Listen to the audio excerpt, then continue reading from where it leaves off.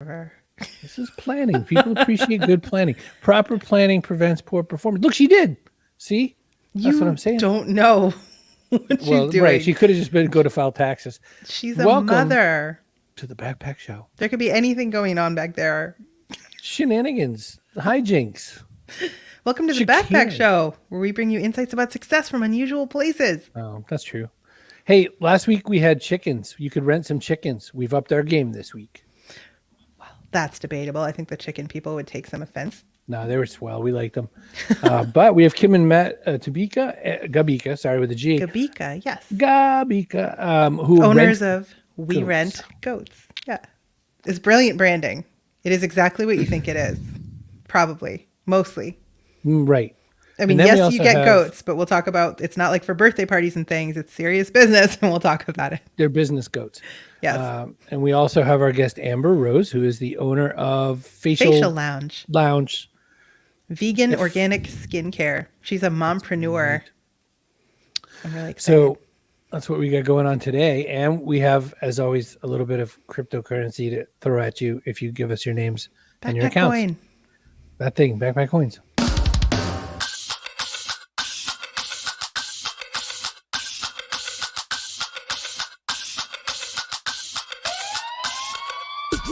Welcome to the Backpack Show with your hosts, Chris Brogan and Carrie Gargone.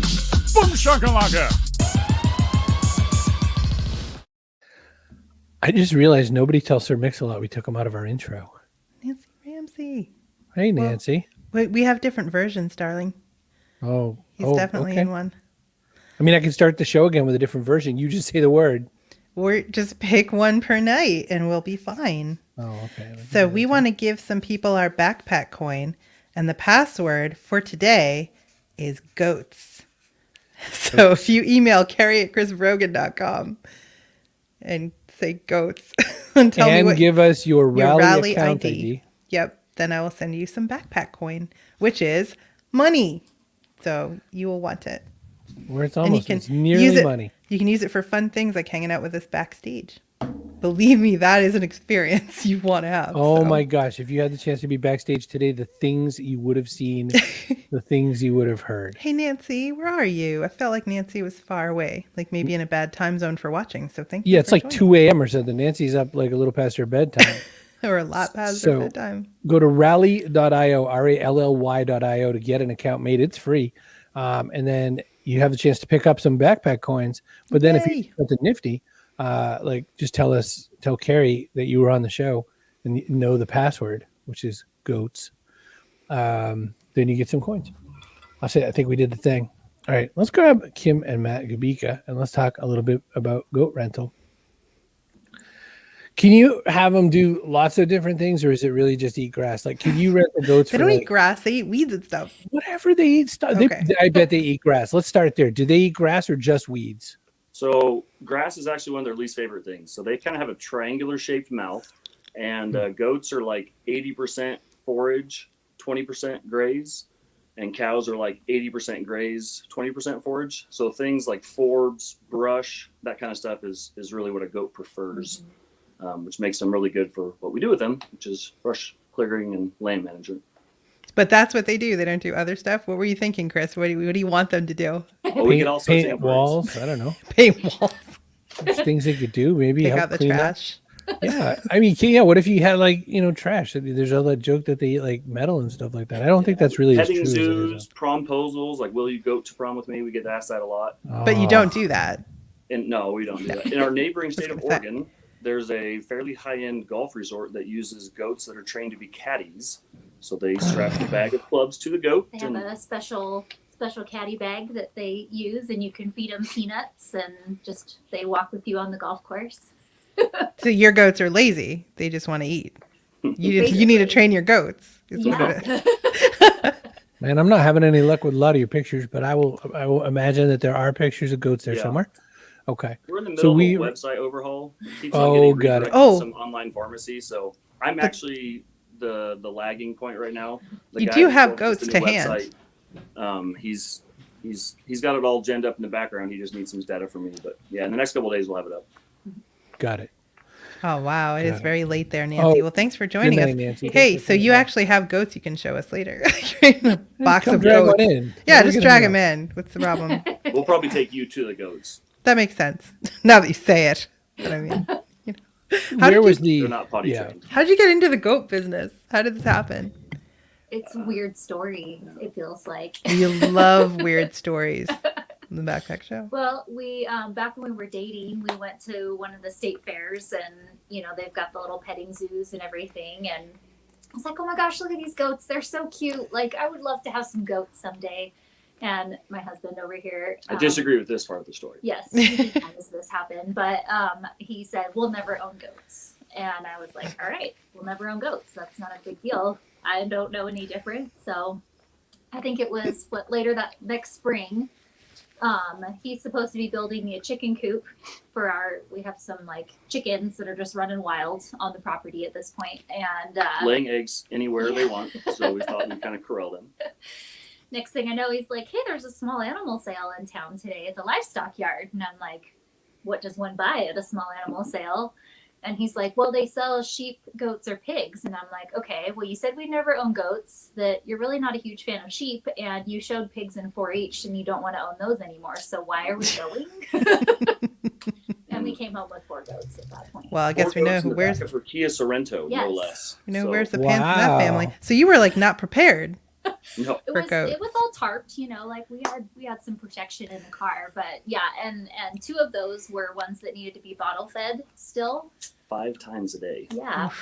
Whoa. And he got sent to Texas for 2 months, and so I was left to take care of these 4 goats that I had no idea what I was doing.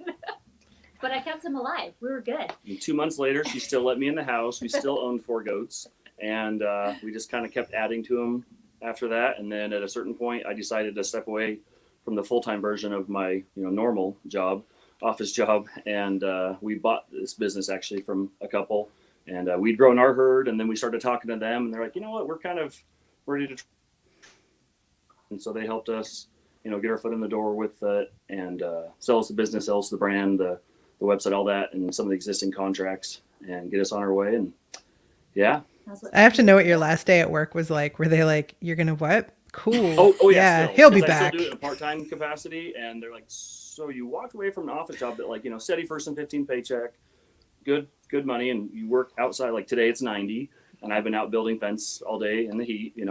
So yeah, it's definitely a different job. But we initially got into goats because we're like, she's in banking, regional manager, and so she has a lot of mental fatigue from her job, and I had a lot of mental fatigue from my job, but we both sit inside offices, or did, and we realized like we're never physically tired, and so we went from one end of the spectrum to the complete opposite, and we work way too many hours now, and managing 700 goats is not child's play by any stretch. 700 goats. Yeah.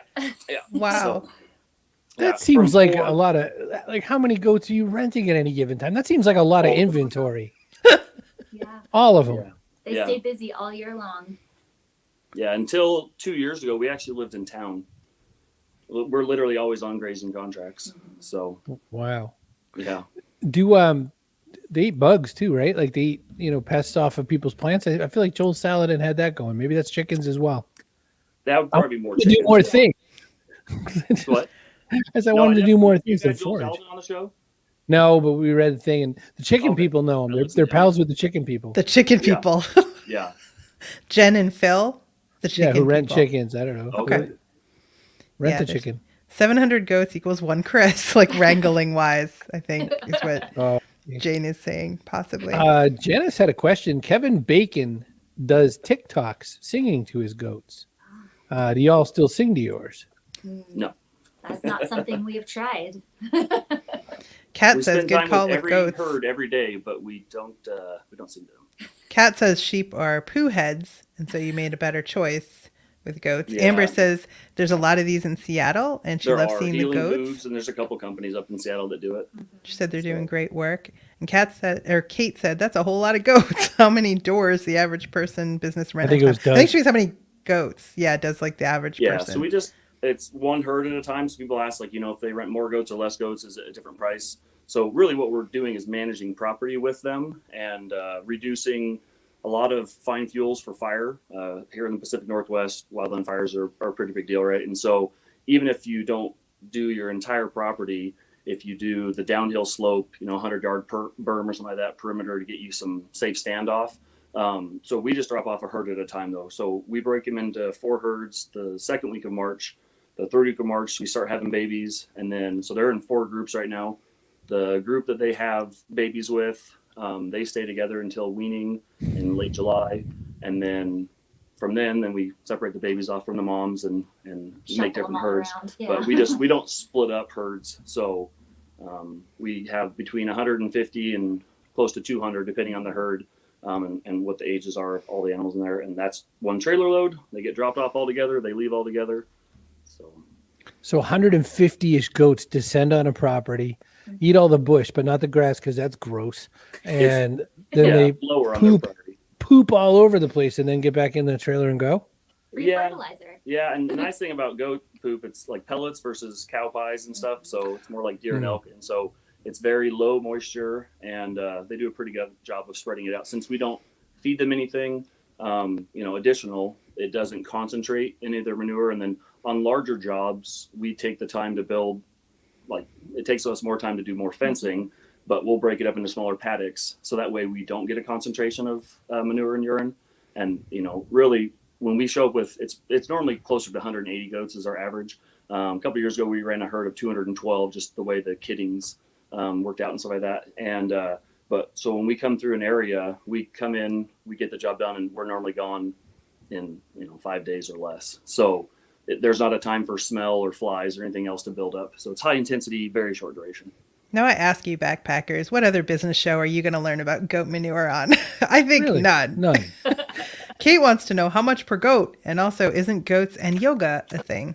Not for us. Yeah. But it is relaxing going out and doing them. Like I was just spending some time in the field today with 2 of the herds, building some extensions for them, and I just catch myself just staring at them and enjoying nature. And they're very playful right now. So the babies are about a month old, just over a month old, and they have pretty much all figured out how to jump directly on their mom's back. For a while, they start by when mom grazes and she has her head down, they'll try running up her neck and getting on her back. And then now they can just pretty much springboard straight from the ground up onto their back, and they'll sit there and do circles and lay down, and the mom just deals with it. So, Oh, wow. Not this mom. I'd be like, are you kidding me? Yeah. Hi, coach. Hey, Coach. I have so many questions. You said like 170, 180 goats. What are y'all with a clipboard there? Like, how do you know how many you got in and out? How do you know you didn't leave a man behind? Well, so we count them in, we count them out of the trailer, and by hand. But like by hand, 1 potato, 2 potato, 3. Like, aren't they going around? Threes and stuff? actually is the fastest. If you try to count by 1, you trip over your tongue even internally. But yeah, count by groups of 3s is normally the easiest. And then we have RFID tags in all of the adults. So we keep pretty good records. And moms and baby, and like I said, everyone that has their baby, so kidding is what having a baby goat is called. So they kid out together and then they stay together. So that herd integrity, like they want to be part of a herd.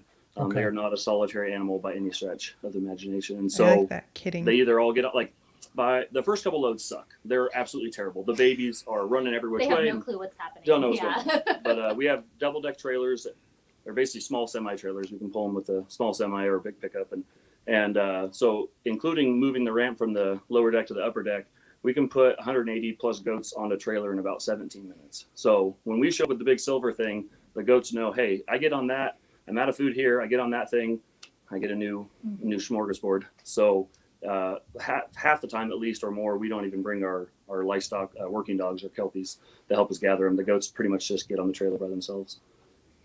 Because they know there's food. Yeah. So do you like make them extra hungry before you go or something? Nope. Like, Nope. cool. Because I was going to say that'd be mean. What you say, they move on average 30 to 40 times a year. Yeah. So they're just used to it. They know the routine, and we do our best to keep it low stress and a positive experience for them. So. Do you ever let them sleep in your bed? No, I have a California King, but it's not big enough for any goats. I have slept in the barn with goats if they're sick or we need to pay extra attention to them, but none of them. I can't say that they've never been in the house. There's our mudroom up front that, if it's especially baby cold. in a laundry basket. Yeah. Something, but not in the bed. Elizabeth wants to know, do you keep records. Yeah, Oh, for reasons. Yes. Record keeping is a huge important thing that You're like, that goat is promiscuous. Yeah. Look at this record. Yeah, It's and a just goat trying hoe. to figure out, matching up who belongs to who as far as, mothering and, did she have triplets last year and just one single this year, or, how much has she produced for us in the past, or, making sure that we know who the father is so we don't keep that. Do they parent? They in don't that end sort up of- on Maury. Do they parent in that sort of it takes a village way? Because when you're saying we're Yes. not too sure who the mother is, any old mom Oh no, will we know do. who the moms are. Yeah, we know who the mom are, The but the they father. trade babies sometimes. Okay. And so that's That's why an option? great. Yeah, Wow. apparently. I like It's your just kids a better. Can I have that one? I love my babies. I'm kidding. Yeah, during kidding, she actually takes 2 weeks off from her banker job because we know exactly when they're Wow. going to start having babies. We shoot for 95% of the kids born in 3 weeks.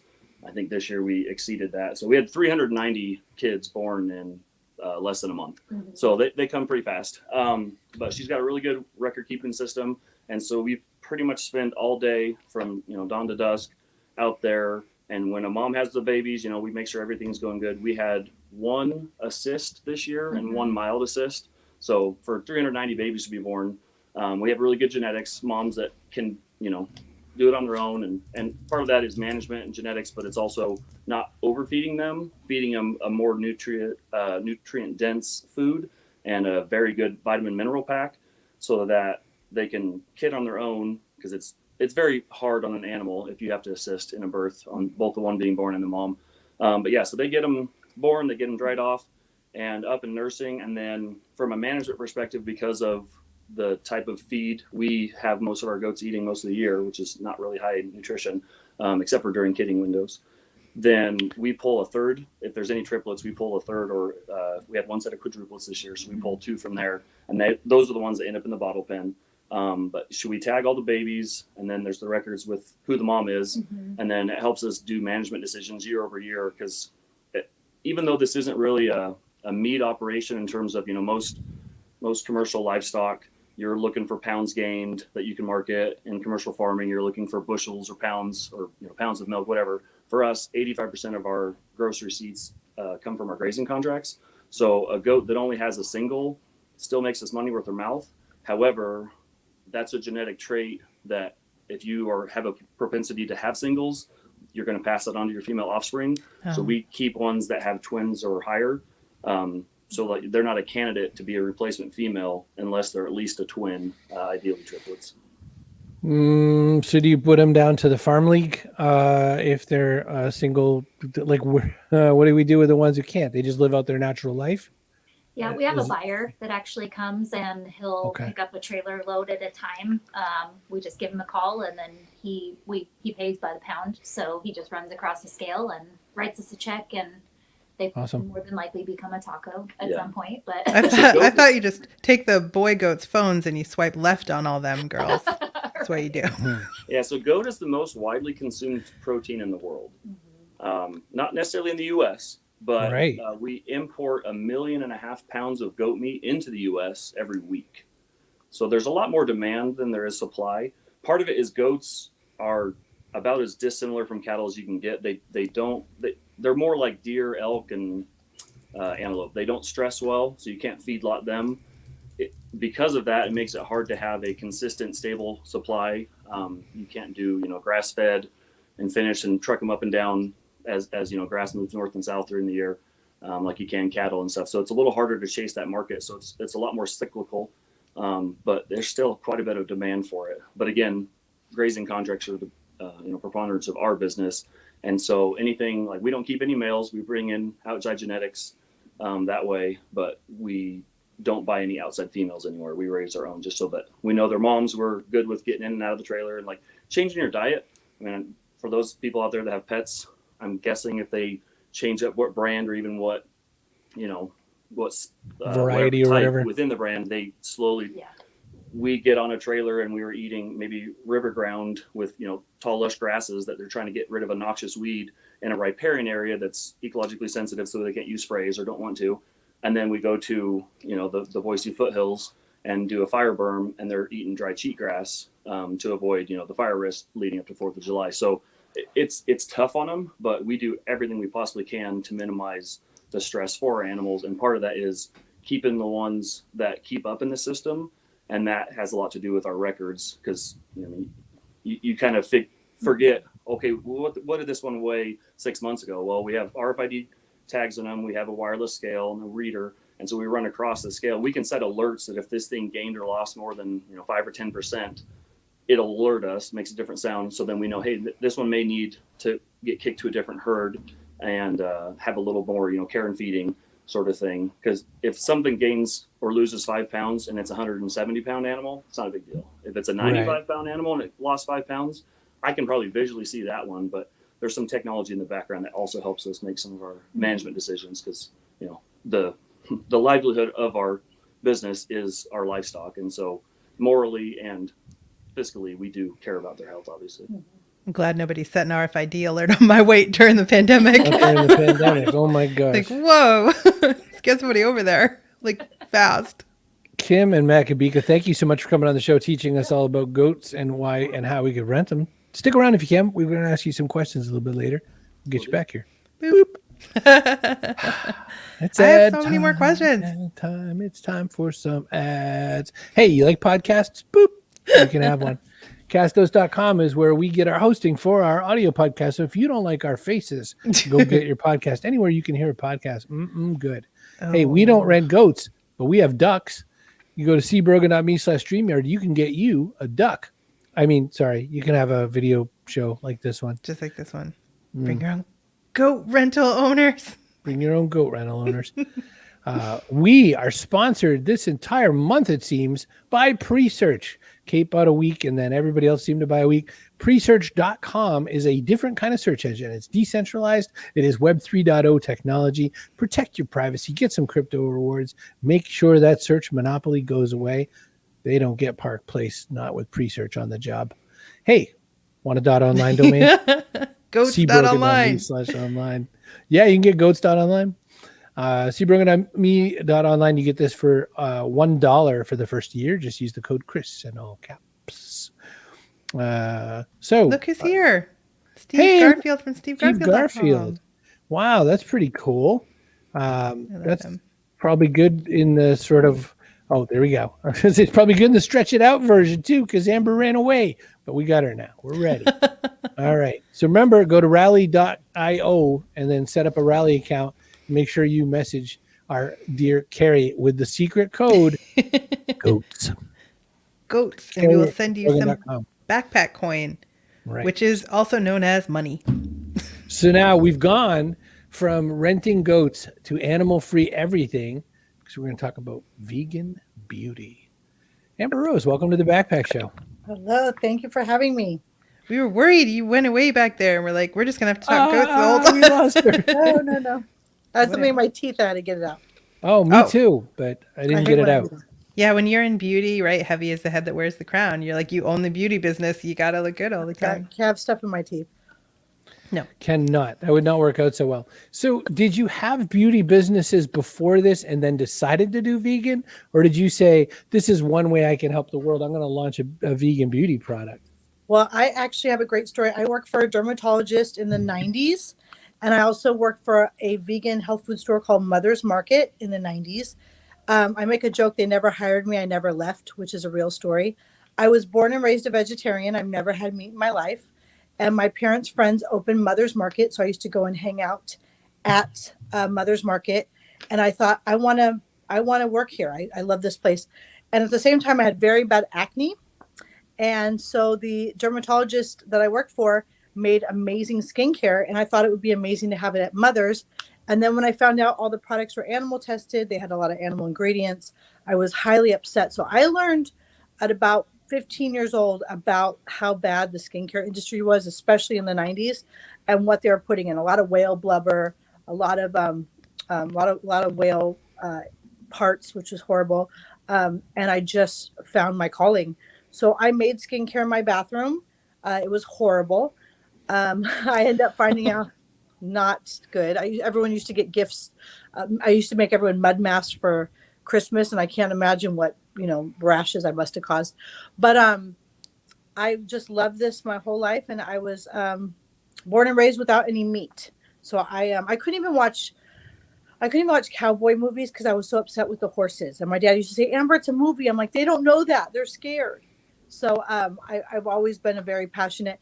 I do love the industry I'm in. I always knew I would be in skincare, and I'm glad that I got to be part of this. Now, I used to use the word vegan in my skincare, and I actually took it out in the very beginning. I've been in business. I've been doing skincare 25 years, been in business 20 years. But I actually remember people used to go, oh, honey, I want real skincare. I don't care that it's vegan. I want real skincare. So I actually took the name out. And one day when I was meeting with someone helping me, she goes, wait, this is vegan. This has to be written on there. And this is right before social media got really big. And I go, okay, we'll put it back. People used to actually get offended that it was vegan. So we put it back. It was the best thing I could have ever done because people were looking. But before it was kind of like, no, I want real stuff. If it doesn't have real. So the cool thing is I've been in my lane a long time. I'm just now getting a lot more recognition. I love being on podcasts. I could talk all day, as you can see. But this is definitely my passion. And the world's waking up. There is more and more natural and vegan skin than ever, and it's so exciting. I tell people I don't want to be the only one. I love that people are making healthy choices. Big companies, big corporations are making serious changes right now, and it's going to help the environment. It's going to help your health. I mean, it's a big deal. Elizabeth says, let's get tacos next time you're in Houston because there's vegan tacos, and they are delicious love vegan too. Tacos. I actually found a place in Dallas, and now I got to go to Houston. There you go. You could just make a tour of it, make a whole circuit. Oh, yes, I would love that. Amber, beauty and beauty influencers, for instance, have changed a great deal over the last bunch of years. There's a lot of good and bad that comes with those people trying to roam in and say, I'm in the influencer world, and trying to get all the free samples they could possibly get and that sort of a thing. Have you gone through that, and what's your way of managing that for your brand and business? I am so lucky. I got some pretty major influencers very young. In the Instagram world, I had so many people telling me I need to get on Instagram in the beginning, and I just didn't listen. I thought I was a Facebook person. So I was very lucky. I had a lot of the girls from the show The Bachelor. I had a lot of housewives from the show The Housewives. I had real clients, and they would do things, especially more like the housewives before Instagram was big, and maybe write my name in a magazine, and it would say, I get facials in Newport Beach from Amber. I mean, it did nothing for me. I mean, that means nothing. It meant something to me and my grandmother, but that's as far as it went. So I remember the first really influencer we had was, her name's Amanda Stanton. I actually went to lunch with her today. She is amazing. But today we actually got to talk because she actually really wants to work with me. She goes, Amber, I get so much free skincare that doesn't work that I actually want to really work with you guys because people listen to her. This is real. She's been using my skincare for 7 years. And now I'm getting, I don't know what the word would be, the stamp that I needed.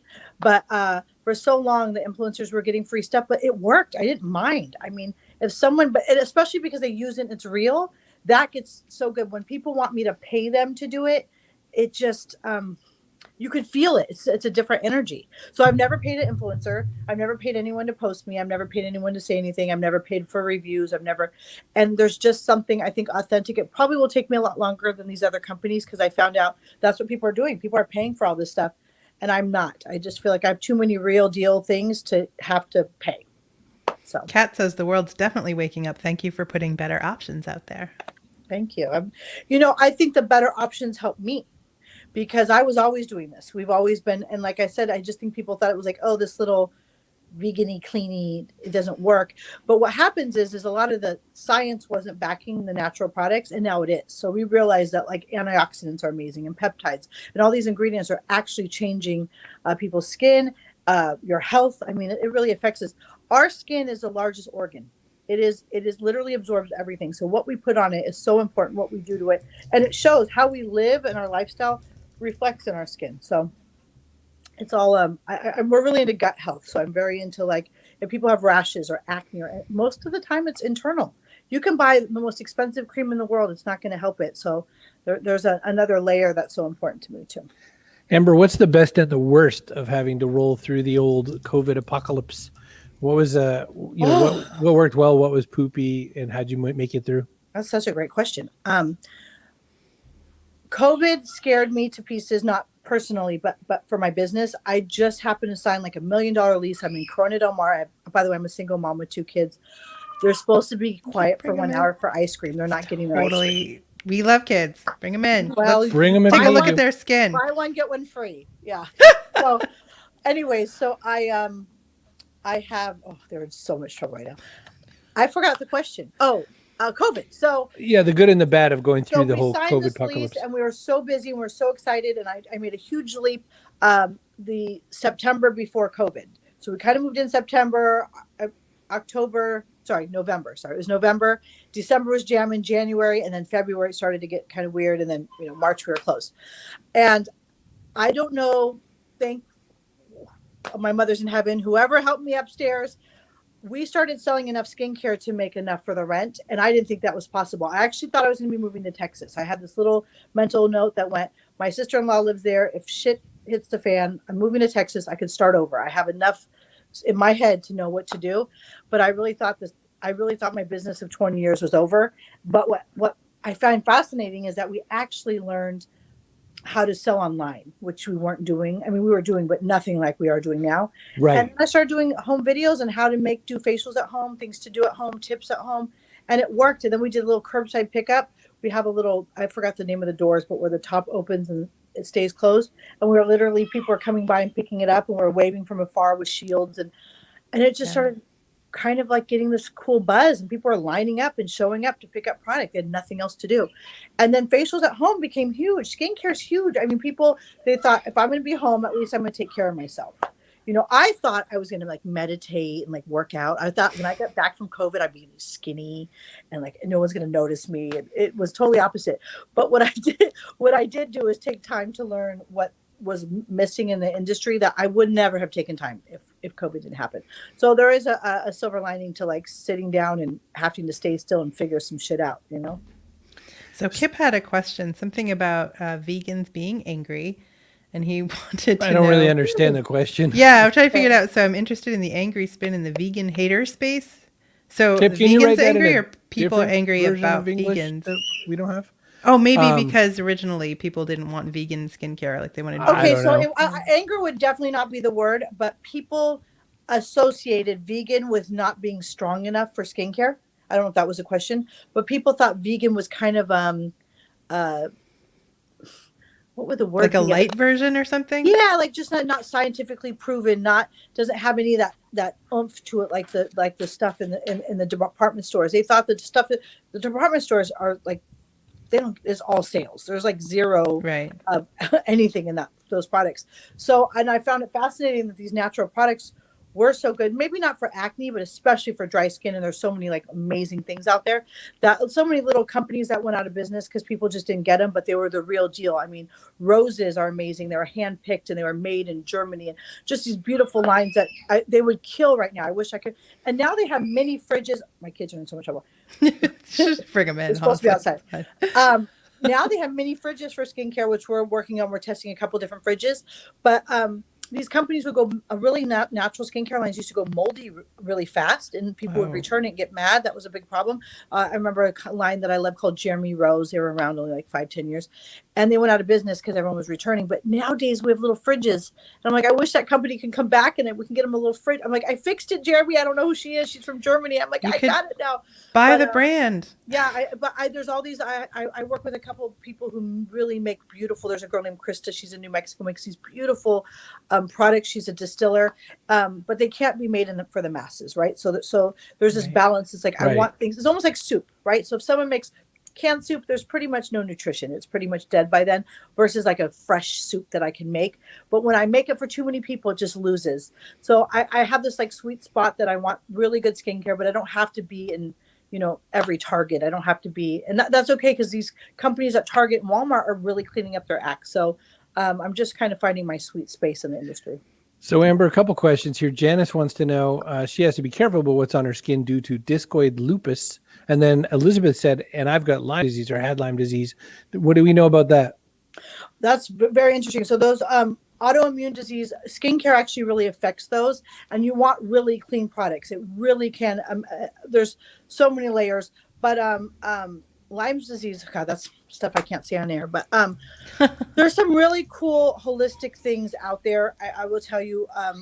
One of them is called a Rife machine. You could look it up. It's really not much in America, but there's some amazing. So I'm also I'm very lucky. I'm part of I was with a group. It's called the Susan Samueli Center for Integrative Medicine. Very long name. The Samuelis actually own the Ducks, the hockey team, the Ducks. They're one of my first clients, and they are funding huge holistic studies on health. They just gave like $200 million to UCI. They have a center at UCLA. Henry owned Broadcom. A lot of people know the microchip, but they're actually giving back a lot, and they're doing a lot of studies. Well, I'm so lucky because I was a board member, and I'm getting hear a lot of the studies they did from blueberries to green tea, and I'm learning what's good. Light therapy, which we have a doctor from the Samueli Center actually was telling me what brands they were studying that are good and worth the money. So I kind of have a little in, and all these autoimmune things are like nutrition's like 90% of them. And so I don't know, I'm probably going a little too deep, but there's something called epigenetics. So it's have you guys heard that word before? Epigenetics? No. Okay. Epigenetics is fascinating.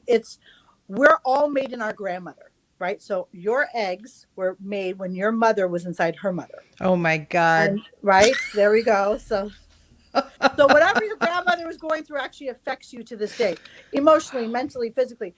But this is also, they're finding a lot of diseases are passed down, and think of them like little piano keys. When you hit that key, that marker was damaged. So what you do will affect it. So if your grandmother was a smoker, but she was fine, but guess what? Because her grandmother wasn't. So people go, well, everyone smokes, they're all fine. But what happens is it actually damages that gene, which can be repaired. Well, so a lot of the things that people have are epigenetically. So if they want to, you can literally, when you get your genetics tested, like 23andMe, you could take this and get it coded in red and find out how to So anything. What if, can I become a Mormon and that like cleans the slate all the way back? There you go. Yep, that will help. Don't you do comedy, Amber? I remember you saying something about that. I do. So my mother was a comedian. My mother, her name was Cindy Burns. She was very funny. She produced comedy shows. And my mother, this is real, my mother was actually anorexic bulimic. Oh. And I make a joke that thank God I beat that. So we used to binge together. She just never told me to purge. So I had a tiny mom. My mom was 4'11" and 90 pounds. I'm 200 pounds. I'm a bigger girl. I'm like double. We look like the number 10 walking down the street. And so we just never, I couldn't believe people used to, the funniest part was sometimes she'd introduce me as her daughter and people would laugh. I was like, that's not the joke. My gosh. That's not the joke. I really am her daughter. We just are shaped differently. I look like her, but so after my mom passed away, I decided to do some comedy about, I'm in Newport Beach. I'm actually in the skinniest place in America and I'm plus size. So there's so much humor there. You can't, and then I'm a single mom with 2 kids. I'm like, guys, line up. You know, I have my uncle in the basement, 2 kids, and plus size in Newport. Slim pickings on dating for me. But the good news is, thank God I'm busy with my business. But yeah, I do comedy. I enjoy it very much. Couldn't tell. I get, that it comes from your mom's experience. Your mom had a business like that. You know, how could you not want to dabble in it? Writing it is not the easiest thing in the whole wide universe. How do you come across your material and, knowing that it's basically everyone's answer to that is, well, stuff I see in my life. How do you know the joke's ready to be a good joke? I can't stop laughing. I mean, I write jokes. This is probably way too inappropriate for the show, but my life is my kids give me so much material. Like I said, as a big girl the other day, I was wearing a dress. This is so random. I can't believe I'm saying it here. And my son goes, "Are you wearing underwear?" I go, "Who cares? Like no one can." My thighs are so big. Okay. No one's going to see any, even if the whole dress blew up, you're not going to see anything. You're fine. So I think of like these scenarios that my kids give me. The other day, my son goes, "Mom, when did you get a tattoo on your leg?" I'm like, "What?" It was a spider vein, So it's like I said, yes, I got worms tattooed across my thighs. It's the new look. But every single day I have something. And so when something almost offends you, that's where the comedy is. It's a sweet spot. Huh? So where it's like all the moms who have, tattoos of worms on their legs, they'll get it, and it's the things that people don't, that maybe make you uncomfortable. I mean, today I went to lunch with Amanda. I'm big. We're in this fancy restaurant called Gulfstream. I mean, the aisle's this big. Okay. I'm sorry that I knocked over someone's drink and everything went bashing on the floor. you shouldn't try to squeeze me through the skinny set. You know, you take the bigger girl around the restaurant. But that happened today. And I turned around, I went, ta-da, that was my trick of the day. They should stop It's making like- those butt funnels with the Yeah, railings it's that like let me, I mean, how come am I together supposed to so squeeze close. through this, bitch? Like, I am not that tiny. So, so as things get thrown my way, which they do all day long, you know, you find the humor in them. My mom actually worked with Joan Rivers, and she was hilarious. And Joan Rivers was telling my mom a story when her husband died. He committed suicide. I don't know if you guys know much about it. Right. It's pretty serious. There's no humor in that. How do you find humor in someone committing suicide? And they had reservations to a fancy schmancy place a couple of days after he died. And of course he committed suicide. They didn't know it was coming. And Joan goes, you know what, Melissa, let's go. We're going to dress up and we're going to let everyone know we're okay. We're going to show up. So they got to the restaurant, they sit down and they hand them the menu. And Joan leans over to her daughter and she goes, if your father sees these prices, he would kill himself all over again. Oh. And they started laughing. And so that Oh story my gosh. made me realize, like, you can make anything funny if you just, but how do you make, you know, my mom had cancer and she would make cancer jokes and they were brilliant, but you have to be in that place to get there. If you try too hard, if it's not real, it's not funny. No, I'm with you on that. Listen, everybody who does not go backstage, and we have that as a new offer for Backpack fans and audience. You can come backstage and see what's going on. You missed an entire experience watching Kim and Matt change the entire setting, run around the entire farm, collect get them to goats. show us some goats. We're talking to Amber. We had this whole goat. You know, watch this. Look. It's like Hey. another whole part of the place. There's an animal handy. Look, Yay. that's the very famous 137. We call this one Baby Taco. Right? A lot of them get named on jobs. The tough part is when we go to a grazing contract job at HOA or private residence, and they name it, and then the next year we come back, it's like, well, that would have been was Spotty at this job, but it was Oreo at another job. And so I'm like, oh yeah, look, there's Oreo. And they're like, no, that's Spotty. I'm like, the other girl at the other job named it Spotty. I don't know. So That's funny. some of them do. I'd say maybe 15% or so of our breeding herd at least has them because they have very unique and very pronounced personalities. Mm-hmm. So Yeah, this one seems really funny. He's like, what is going on? Why am I out here? I don't understand. Did I do something wrong or right? That's what I don't. Yeah, exactly. No, he's probably about a month old right now, so he's just a little tyke. So they're the ones that jump up and dance around on the mom's back. Yeah. That's cool. Nice job, Can you Taco. teach them to do anything like that you want them to do besides get in and out of this big silver machine? that's pretty much the extent of what I want them to do. It's a feat to have one guy by himself load, 180, 200 goats in a trailer on the side of a freeway. Yeah. We do a lot of jobs, and I mean, I'm 10 foot or less from people going 65, 70 miles an hour. So there's a lot of responsibility placed on stay where I tell you to stay. And part of when you said, how do they get on the trailer? Are they really hungry? It's not that they're really hungry, but timing is, luckily I do logistics in my other job. Timing is a really big thing because if you move them 4 or 6 hours too early, the job's not done, but they just kind of eat at a continuous rate. Yep. And then they just have this, it's this trust relationship we have built with our herd that don't worry, you're not going to get hungry, but I need you to eat to the very last second. And then I show up with the trailer and you jump on and you go to the next place and you just eat there. So Eat more things Wow. there. Yeah. That's her whole job is to eat, Amber. Yeah. Yeah. I would That's like it. to be a goat. For a living. In my Yeah, next put me in. life, I would like to be a goat at your farm. Put in my application. Well, I was going to ask you that question. Born and raised vegetarian, vegan now. Vegans have their, they have different ways of handling the conversation with different people about different parts of it. Yeah. Some people have certain allowances they make. Other people have different whatnot. In my mind, cat's a goat. In my mind, it's hard for me to find a whole lot of things to poke at with what Kim and Matt have done, just sort of by the nature of it all. They've got pretty good housing. They've got pretty good food. They are being asked to do a job that they didn't ask to do. But my gosh, I can't imagine a goat not wanting to go out and eat really good feed from all over. Yeah, I was going to say, if there has to be an animal, that's why I said I told them this is great because I have people who are radical animal people. This is actually something cool. The goats are taken care of. They get to go and eat at different places. I would totally sign up for this gig, just to let you know. So Well, thank you. These goats out here are bottle fed. These are little bottle fed baby Yeah. goats. Beloved Chris little and goat Carrie, I think babies. as I was walking around, you were seeing, so the 45 days a year that we don't do contract grazing jobs, we're right at the tail end of it. We have our big working day this Saturday. So we'll have a, touch point with each individual goat at least once on this Saturday. We have a bunch of family and friends that come out and help us. And then we'll go out on our contract grazing jobs. But so the year prior, in like July, August timeframe, I do a lot of cover crop seeding. So it's 18 to 22 varieties of different plant species.